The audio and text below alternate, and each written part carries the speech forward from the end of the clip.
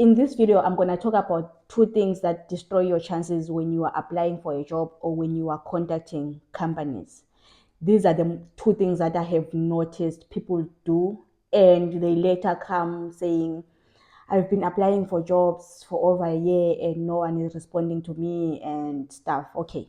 So, first things first, the message that you send to the company, it's weak or it's just not clear. Then number two, your CV, the way your CV is drafted. Guys, if you see some of the CVs that people receive out there, even yourself, you won't employ that person.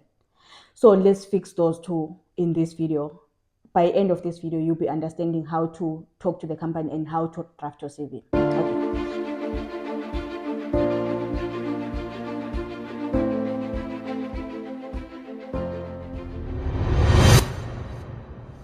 Okay. Let's start with the way you talk to the company before even talk about the CV. Guys, you receive a message. I like saying put yourself as the employer or put yourself in another person's shoes. You are an HR or you are working for a big company. You are busy. You receive CVs, calls from different people from everywhere across the world. Okay. Then you find a message someone sending you a message saying hi. Then what do you do after that? As a busy person who's working overtime, who talks to your bosses, who talks to other staff, who talk to people, like, what do you do? Do you start saying, hi, who are you? What do you want? How can I help you? Guys, they don't have time for that. They are busy. Get to the point. This is how you draft a professional message, or you contact someone in a professional company to ask them something. I don't even know, because I think when a job is advertised, most of the times they will give you all the details that you need, and how to apply and what to put on the application, whether they receive applications through emails or they receive through forms, or you fill the online form on their website. There is always clear information on that. But sometimes there will be maybe a reason that you want to write a professional message or an email or what. These days, some companies, they even use WhatsApp. You can even WhatsApp them. But that doesn't mean that because it's WhatsApp, you can now start saying hi. You have to be still professional. So first things first, you can start by greeting. Yes. Hello, hi, good day, good afternoon. Then come down. My name is who and who. Let me make an example, let's say with myself. My name is Claudia Bongegile Mahlangu. I'm a qualified civil engineer. I want to inquire about an advertised post on your website, or a civil engineering post on your website. And you now come down, like, just try to put paragraphs, because you can't just put everything together in one long message or long paragraph. Just make like small paragraphs, cut everything into short paragraphs. Then you jump, next paragraph, you start explaining what you want. Just be clear and straightforward. What are you inquiring on? Because you have introduced yourself. Now say your, like, whatever that you are inquiring about, whatever that you need clarification on. Maybe you want clarification on what to attach or the requirements or whatever, or you want certain thing. I don't know what you want, but say what you want, clear and straightforward. Then if there is something that you want to add that is related to that question or related to the job, just add it on the next paragraph. Then lastly, say your goodbyes. Goodbye, thank you so much, hoping to hear from you, or whatever. Straightforward. Don't and also, before you apply for anything, or if you're going to apply for a job, or if you're going to contact a professional company, guys, do your research.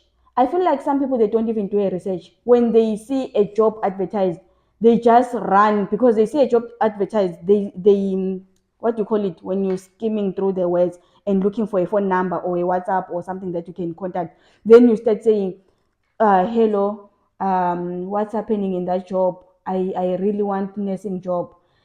Don't do that.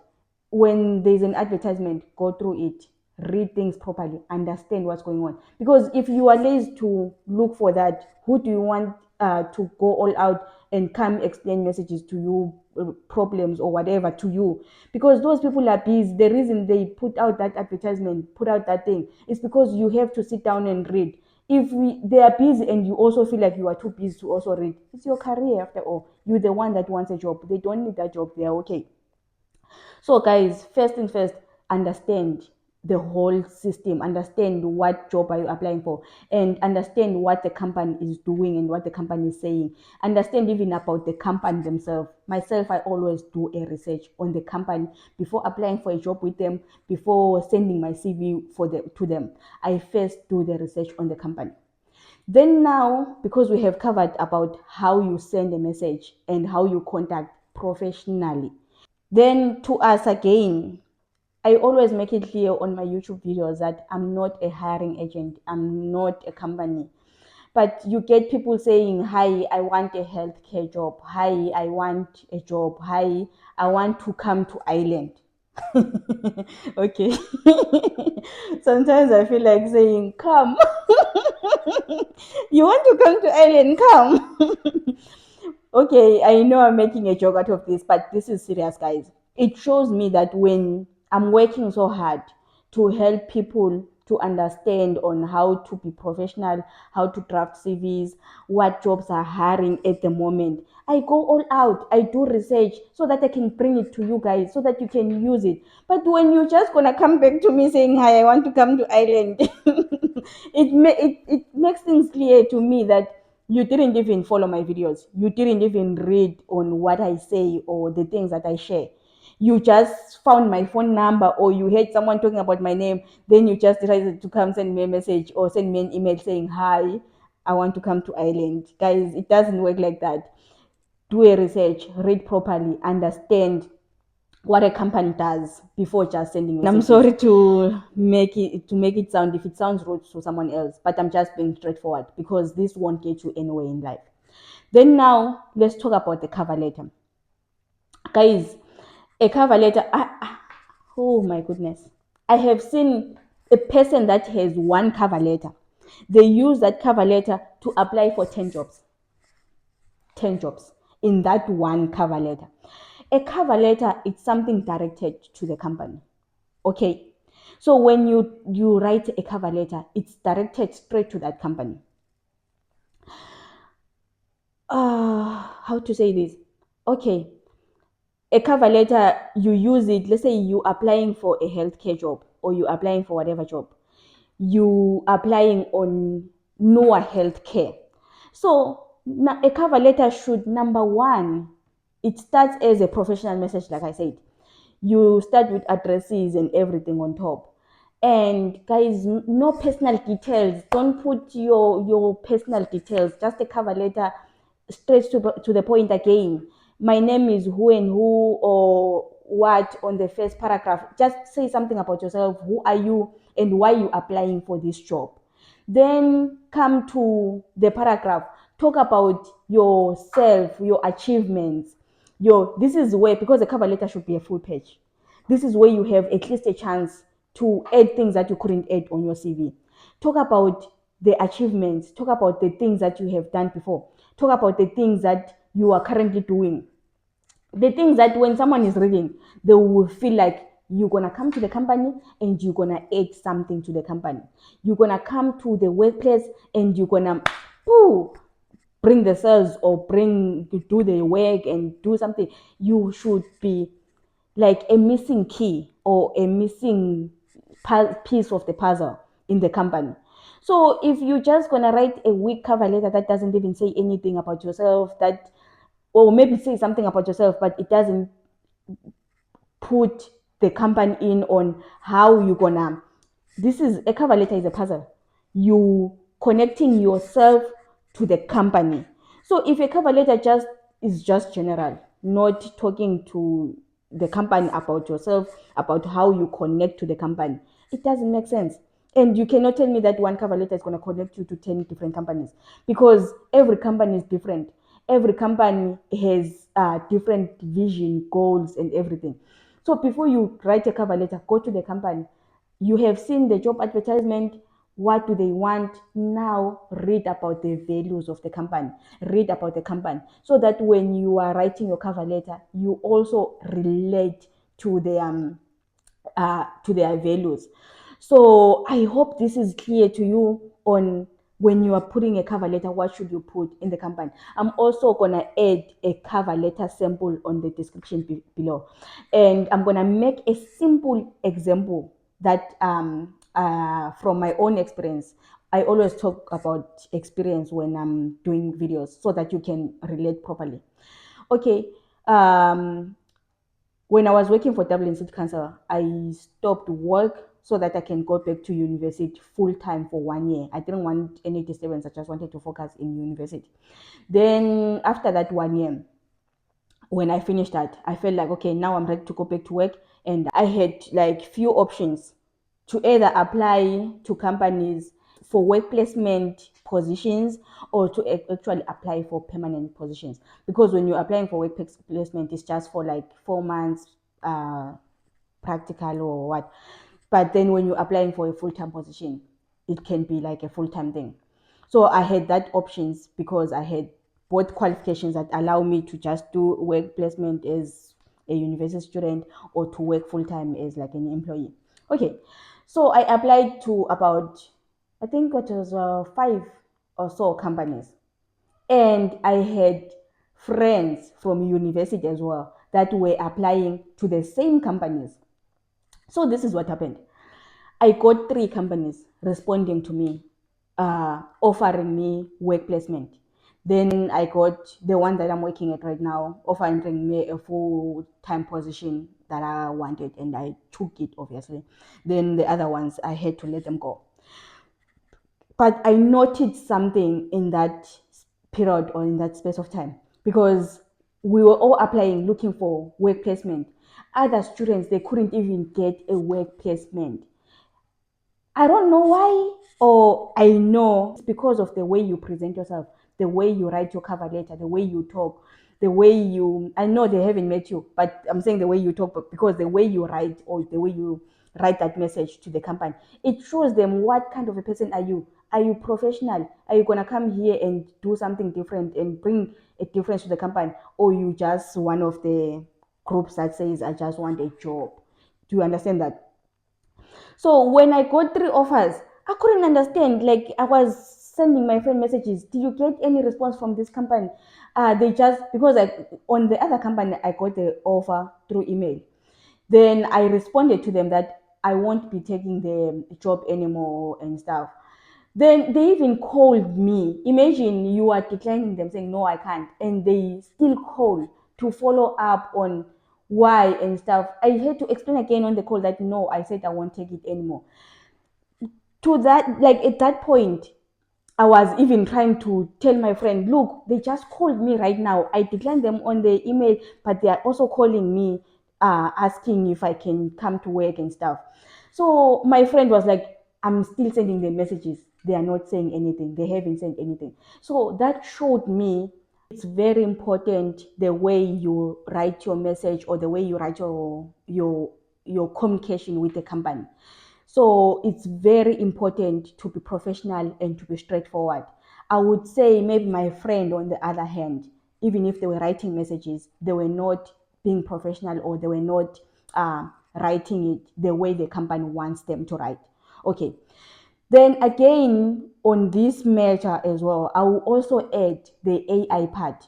I have noticed that most students from university, they use AI a lot, to a point that whenever they want even to write a CV, they just go to AI and say, write a CV for me. When they want to do a cover letter, they ask AI, write a cover letter for me. When they want to send out an email, they ask AI, write an email for me.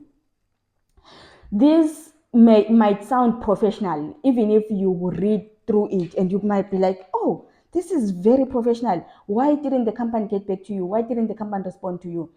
These days, some companies, they can actually tell that this message was not written by human. It was written by AI. And now look at this. Put yourself again on the shoes. If you are hiring someone and they send you something that is clearly written by AI, they did not write this themselves. Do you trust that person to come in and work? Do you even trust that they know what they are doing? Or it's just AI that wrote that part? What if they don't even know the job? What if they don't know anything?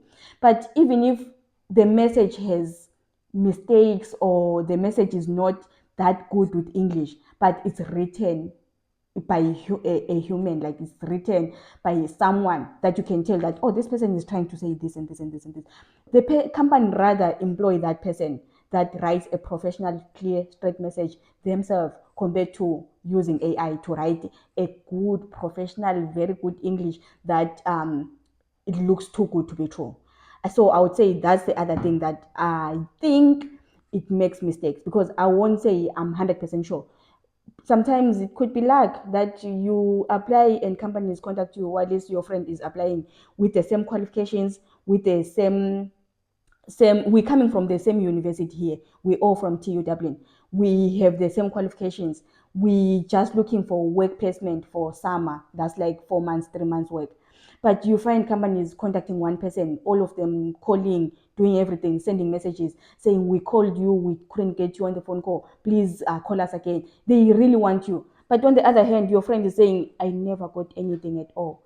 So it could be luck, but at the same time, guys, I feel like it's highly the way you present yourself, the way you talk to the companies. Okay, now let's move over to the CV format. Like, okay, the way your CV should look. Starting from on top, I'm just gonna straight away say put your name and make sure your CV is in black and white. Don't just put too much colors on your CV. So starting from on top, just put your name there in bold. Then coming under your name, put your phone number, your email address, and your address. If you are in a different country applying for a job in another country, try to put your seat and your country where you are. Don't put too much details like your house number and everything. It's not that much important. When they want to shortlist you and they will ask for those information later on in life. So just put the most important things that can just guide the person of where you are and where you're applying from. Okay. It's important to put the country as well, so that when they are checking your CV, they can straight away see that, oh, we are in Ireland and this person is in Nigeria. It's easy to do that straight away. Then coming down after those two lines, you come to your professional summary. Professional summary, it says it all by the word professional summary. So you just talk about your profession or yourself or what experiences you have and your skills in like 7 lines. I would say you can go up to 8 lines, 10 lines, but I feel like 7 lines is the best, because yeah, you can go up to 8 lines or 10 lines. But in this summary, try to summarize everything about your life. At the same time, make it so catchy that a person can actually understand who you are and where you come from in life from reading this professional summary about you. So I always advise people to say you can use AI on this part, but don't use AI to write the professional summary for you. Write it yourself and ask AI to help you to edit so that it becomes more professional and more fluent, especially in English. Because some people, like, English is not their first language. It could be hard to write everything as professional as you could be. So just ask AI to just correct the spelling errors and everything there. But as long as that thing catches the eye of the employer to say, okay, this is the person we are looking for, before they go too deep on your CV. Then after that line, I would say next, some people they put skills next.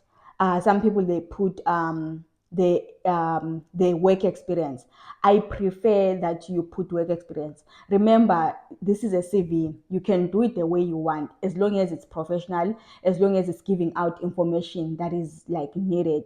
The employer won't really care much. Okay, a CV is important, but as long as you structured it formally and it's giving the information about you, um, it doesn't really matter those little details that you put skills first or the work employment first. So now I would say put your work experience following next. On the work experience, start with your latest job or the current job that you are doing right now, going down to the list.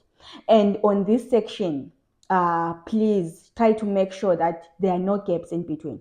What I have learned is that where I come from in South Africa, we used to have a CV that can have even 10 years gap in between, or about 5 years gap in between.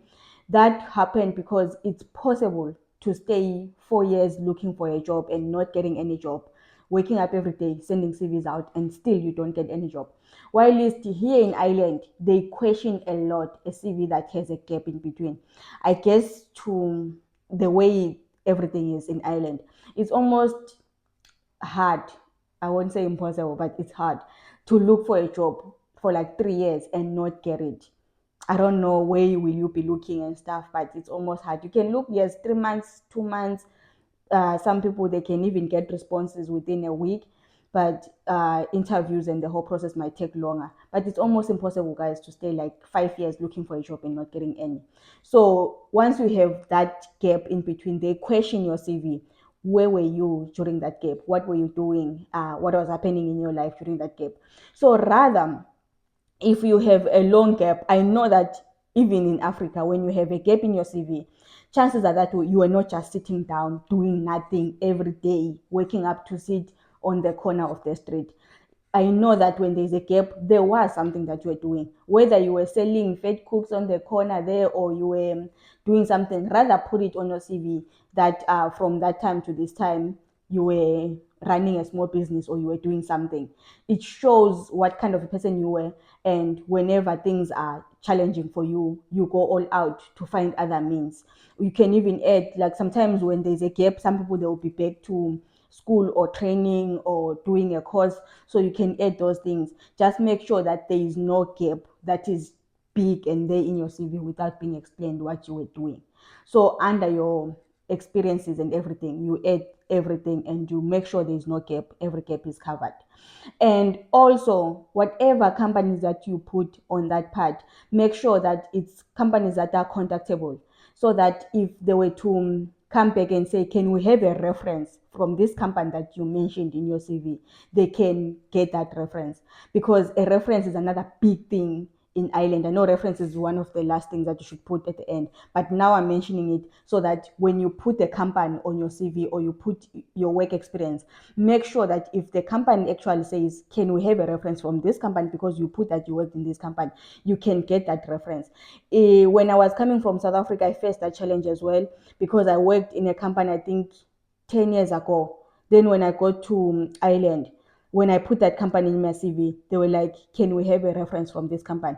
At that point, I didn't know if my manager that I worked with was still in that company. I didn't know if the company has actually closed down or moved to another area. It was just like, wow. Because in South Africa, you hardly get something like that. But here in Ireland, it's very common for them to ask for references from all your companies or your previous, or three of the companies that you worked on before. Okay, coming down after your company's experiences where you worked, we come down now to the next part, which is your education history. So on the education part, we're still gonna start with the latest again, going to down like to where you did your high school education or whatever. So we're gonna say, when you went to university, you start with university. When you went to college, you studied college. Coming down to your high school, that's the background education. Then there will be a section for certificates. So some people, they normally put mix together the the education part with the certificates. The education part, you just put it before your certificates, because certificates, it could be something that you did for 2 hours, for 3 hours, for 2 days. You cannot be mixing it with education where you went to high school for 5 years and you went to college for 3 years or for 2 years. So those ones, they are separate. Then certificates, you come down. That's when you can mention other certificates that you have. You put your certificates there. If possible, try to always put your driver's license in your CV. So you can put it under achievements, or you can put it under your certificates, or whatever you do. Just mention if you have a driver's license and what kind of a driver's license do you have. Is it like code 8, code 10, code 14? Just try to mention that. Then after education and certificates, you can now add your skills. On the skills, please don't just come up with a skill like that is not related to your workplace. I have seen people putting skills that whenever you look at them, you're like, okay, so how does this help? Like, so try to put skills that related to that work, that shows when the employer is employing you, you already have the skill like that matches with the job. There are a lot of skills, guys. Even if right now you go to YouTube and I love YouTube too much. Even if you go to Google and say skills related to healthcare, skills related to construction work, skills related to IT, skills what, there will be a lot of skills. And from that list, you can choose the ones that aligns with you. Don't just Google skills for healthcare workers. Then now you take copy and paste from Google to your CV. It won't make sense because you cannot have all the skills in the world. This is why when you are doing an interview, they ask you what's your weaknesses and what's your strong points, like what's your strength. So in life, we know that all out of all the skills in the world, you're gonna have your strengths and you're gonna have your weaknesses. So try to pull out all your strengths, like your skills that you know that okay, I'm good when it comes to this. Then put it on your CV. Then after the skills, coming down on the last part, you can add if you still have space, because try to make sure that your CV is not more than 2 pages, because you should give out as much as information that you can, but at the same time don't overwrite too much information. So coming down, you can now add other achievements that you have.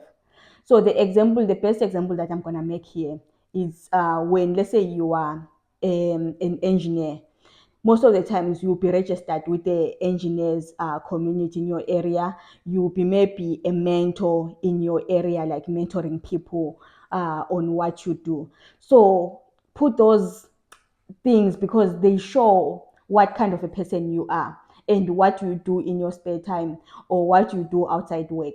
It shows, like, it helps the person understand on who you are. And like I would say, whenever everyone is looking to employ someone, guys, everyone wants a hardworking. If you own a company right now, it was you employing someone. What kind of a person will you employ? Someone that you know that they're hardworking, they go to work, when they are off at work, they mentor other young kids, they train other young kids to be better engineers tomorrow, they do this. Of course, you're gonna love that person compared to someone who says, when I'm off at work, I just spend the whole day lying in bed and watching TV. And on the part of watching TV, I had found someone putting where do they put it, under hobbies, saying under hobbies that they like watching football. Under hobbies, they like okay, this one is, but I still don't feel like you should put it on your CV. I like baking on weekends. Under hobbies, I like what you call it, playing games. Under hobbies, I feel like that's another way of sabotaging yourself, because you already telling us, if you are a gamer, you love football too much, chances are that even at work, when there's a match, you won't be working on that day. You'll be watching match on your phone the whole day. That's what I would think as an employer. I don't know yourself. What were you gonna think if someone is putting on their CV that they love football so much that that's one of their hobbies, that they can spend the whole day watching football? So be careful of what you put in your CV. Try to be as professional as you can. Even if you love football or you love baking, some things, they are not that much important for you to put them on your CV. Then going down on the references, it's possible and it's 100% okay to write a line saying references will be available upon request. Or you can actually add 3 or 2 references. Some people they want 2, some they want 3. You can add them. But before you add a reference, make sure you talk to the company or the person that you are putting as your reference, so that they can be prepared. Because sometimes you can put a reference when they're trying to email that person or email that company and the person doesn't respond. So it looks bad on you already. Like it raises a lot of questions. So sometimes you find companies following up, coming to you saying your references are not responding. Please tell them to respond. But I would prefer that it's better if they try to contact your references and they get them straight away without them coming to you to say your references are not responding. Please talk to them so that they could respond. Okay, so that's it on the CV. Yes, I feel like I covered everything. Okay, that's it on the CV, and I hope this video was helpful. If you still need more information, don't hesitate to contact us. We are always there to support you and to help you in anything related to career guidance, writing a CV, getting to education, higher education, and looking for a job. So don't hesitate to contact us. We always welcome everyone to talk to us on WhatsApp, and you can also follow us on Facebook as well. Thank you.